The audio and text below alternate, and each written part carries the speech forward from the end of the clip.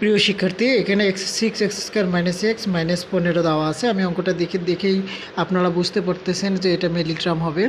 Middle করতে গেলে আমি বারবার একই কথা বলি প্রতিটা ভিডিওতে, যে প্রথমটি এবং শেষটি মনে মনে গুণ করে নিতে হবে। তাহলে প্রথমটি এবং শেষটি যদি আমি গুণ করি, তাহলে এখানে 6, 15, 90 x² হচ্ছে।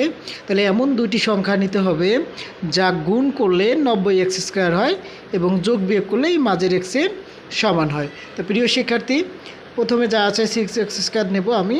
তাহলে দুইটি সংখ্যা 9, 10 90 x², প্রথমটি এবং শেষটির গুণফলের সমান হলো। আর যদি আমি 10x থেকে 9x বাদ দিই, তাহলে আমি -x পাই। তাহলে ঠিক আছে, এটা -15।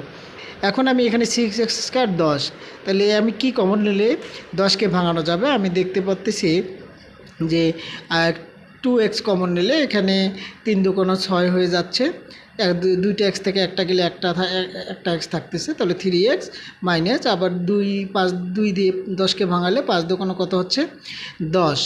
তাহলে এক্স একটা আছে, চলে গেলে 5 থাকে, প্লাস আমি 3 কমন নিতে পারি এখানে। যদি আমি 3 কমন নিই, 3 3 9, x 3 5 15। তাহলে এই দুইটা থেকে মিডল টার্মের দুইটা মিলে যায়, আমরা জানি। এই দুইটা থেকে আমি একটা নিলাম, আর 2x + 3। ওকে, পরেরটি দেখেন এখন, যে এখানে 3x² + 11x - 4 একই। প্রথমটি এবং শেষটি আমাকে গুণ করে নিতে হবে মিডল টার্মের সময়। তাহলে প্রথমটি শেষটি গুণ করলে 3 4 কত হচ্ছে? 12x। তাহলে 3 4 12x, এখানে 3x² যা আছে তাই আমি।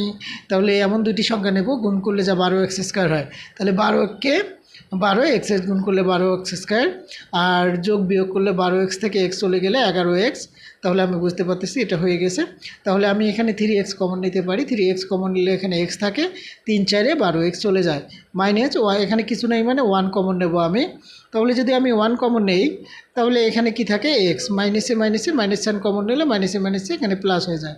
আমি আবার বলতেছি, মিডল টার্মের সময় দুইটি সংখ্যা মিলে যাবে, x + 4 থেকে একটা নিলাম, আর 3x - 1।